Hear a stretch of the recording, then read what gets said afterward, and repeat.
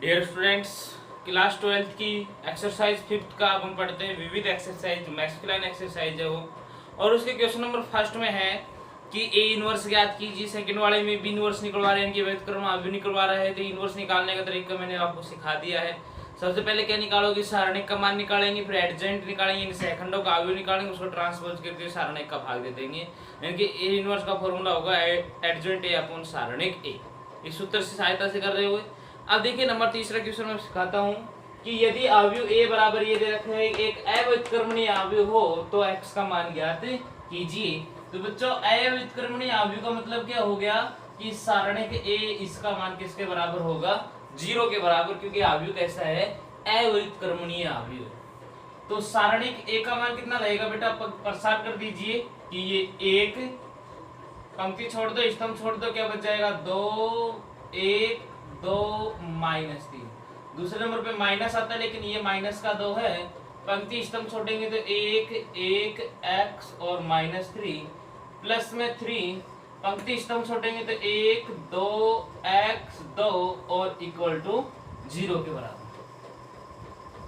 तो 1 into minus का 6, 3 to 6 और -2, ये माइनस माइनस प्लस का 2 हो गया, -3 -x प्लस 3 2 -2x, क्योंकि 1 2 2 और ये x इक्वल टू 0। ये हो गया माइनस के 8, इसको अंदर मल्टीप्लाई कर दें तो -6 -2x plus 6 -6 3x equal to 0। -6 से +6 कैंसिल आउट हो गया, यहाँ पर बच गए हैं -8x और ये उधर गया तो प्लस का 8, x इक्वल टू आंसर हो जाएगा माइनस का 1, क्योंकि अव्युत्क्रमणीय अवयव है तो इसलिए x का मान कितना आ जाएगा, 1 आ जाएगा।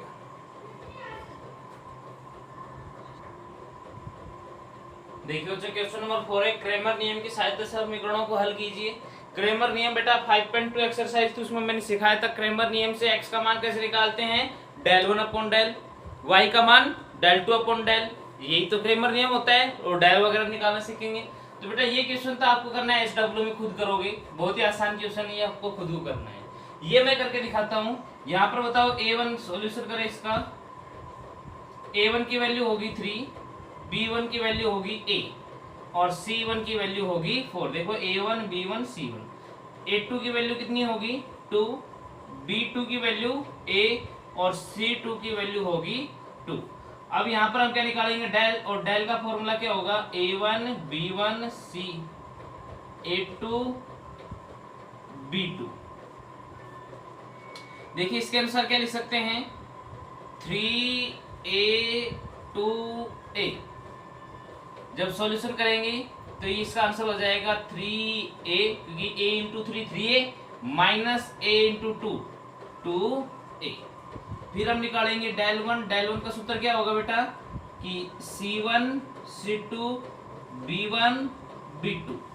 देखिए C1 क्या है, 4 2 A सोल्व करेंगे 4A माइनस 2A।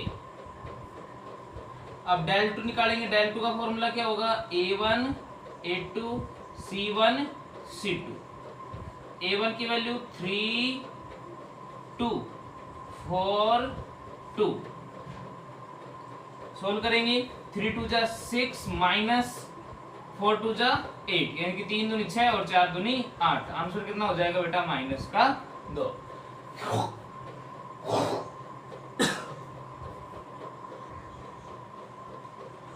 देखिए बच्चों आगे देखते हैं इसको कि हमने डेल 1 डेल 2 इन सभी की वैल्यूज निकाल ली है।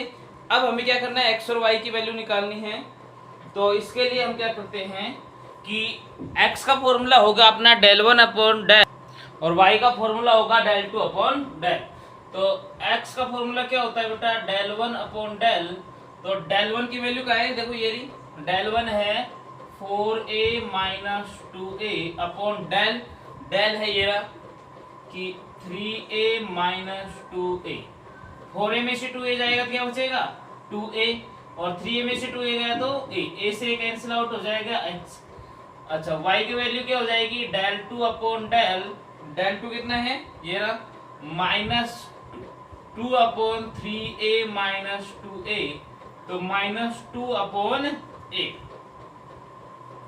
तो यहाँ से x की वैल्यू तो हो गई है 2 और y की वैल्यू होगी है minus 2 upon a।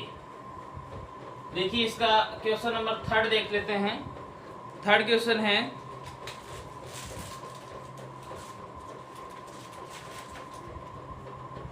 x plus 2y plus 3z equal to 6, 2x plus 4y plus z equal to 7 और 3x plus 2y plus 9z equal to 40। ये है। इसमें भी हमें क्या निकालना है, समीकरण निकाय को सोल्व करके x और y के मान निकालने हैं। तो बेटा यहाँ से लिख दीजिए कि a1 का मान कितना होगा 2, b1 सॉरी a1 होगा 1, यहाँ से गुणांक देख लीजिए 1, b1 होगा 2, c1 होगा 3 और d1 होगा 6। अच्छा a2 क्या होगा 2, b2 होगा 4, c2 होगा 1 और d2 होगा 7, a3 3, b3 2, c3 9 और d3 हो जाएगा 14। हमें क्या निकालना है, डेल, और डेल का सूत्र होता है a1 b1 c1, a2 b2 c2, a3 b3 c3। देखिए यहाँ रख दे वैल्यू कि 1 2 3 2 4 2 3 1 9। सोल्व करें, एक गुना, देखिए 9 चौक पंक्ति स्तंभ छोड़ देंगे, 9 चौक 36 और 2 एकम 2, 36 में से 2 गए तो कितने बच गए 34। माइनस आता है दूसरे नंबर पे 2, पंक्ति और स्तंभ छोड़ देंगे, 2 निम्न 18 माइनस 3 एकम 3, 18 में से 3 गए तो कितने बच गए 15 और प्लस में 3, पंक्ति स्तंभ छोड़ देंगे, 2 दूनी 4 माइनस 2 दूनी 4 माइनस 3 चौक 12, 4 में से 12 जाएगा कितना बच जाएगा माइनस का 8। तो इसका मतलब हो गया 34 माइनस 30 और माइनस 8 दिया 24। सोल्व करेंगे तो 34 और 24 10 बच जाएगा, 10 ये 20। देखिए 34 54 तो कितना आ जाएंगे आंसर 20। फिर हम निकालेंगे डेल वन का सूत्र क्या होगा, d1 d2 d3 b1 b2 b3 c1 c2 c3। ये हो जाएगा 6 7 14 2 4 2 3 1 9। सोल्व करेंगे 6 गुणा 9 चौक 36 माइनस 2 एकम 2, 36 में से 2 गए तो कितने बच गए 34। दूसरे नंबर पे माइनस 2,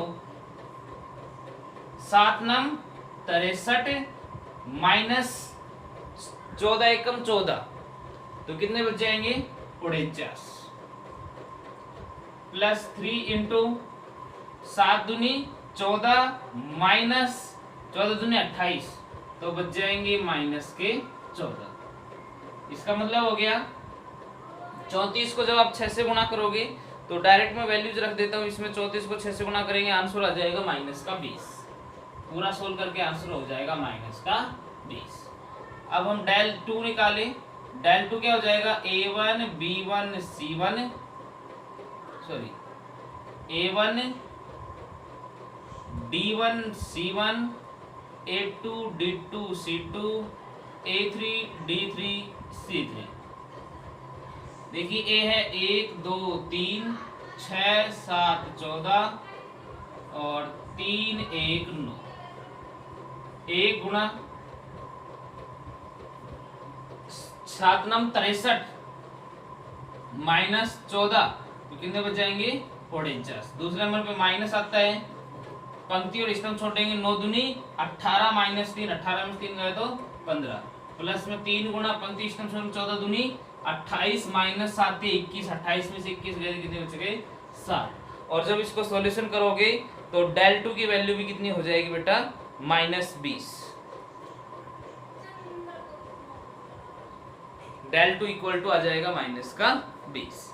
और हम डेल थ्री निकाल लेते हैं, ये -20 था। डेल थ्री का सूत्र क्या होगा, A1 B1 D1 A2 B2 D2 A3 B3 D3। देखिए 1 2 3 2 4 2 6 7 14। तो 1 गुणा पंक्ति स्तंभ छोड़ेंगे, 14 दूनी 28, 14 चौक 56 माइनस 14, 56 माइनस 7 दूनी 14 कितने बच जाएंगे 42। दूसरे नंबर पे माइनस का 2, पंक्ति स्तंभ छोड़ेंगे, 14 दूनी 28 माइनस 21, 28 में से 21 गए तो 7, प्लस का 6, 2 दूनी 4 माइनस 3 चौक 12, तो बच जाएंगे -8। यहाँ पर भी हो गया -20।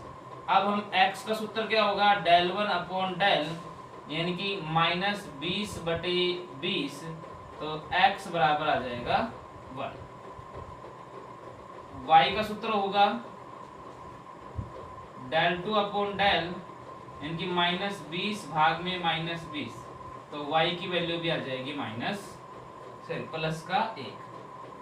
और z का सूत्र होगा डेल 3 अपॉन डेल इनकी -20 भाग में -20, तो z की वैल्यू भी हो जाएगी प्लस का 1। तो इस प्रकार से हम क्रेमर नियम की सहायता से x और z के मान निकाल सकते हैं। ध्यान दो बच्चों, अगर ये संगत और असंगत वाला आ जाता कि ज्ञात कीजिए किसमें समीकरण निकाय असंगत है, तो समीकरण निकाय को असंगत होने से मतलब क्या है, ध्यान देंगे ये अलग से बातें हैं कि डेल का मान तो किसके बराबर होना चाहिए, 0 के बराबर होना चाहिए। यदि डेल 1 नॉट इक्वल टू 0 हो, डेल 2 नॉट इक्वल टू 0 हो, डेल 3 नॉट इक्वल टू 0 हो, तो ऐसे कंडीशन में अपना समीकरण निकाय कैसा होता है, असंगत होता है। अगर सभी 0 के इक्वल आ जाए तो संगत होगा, और 0 के इक्वल नहीं आए तो कैसा होगा, असंगत समीकरण निकाय होगा।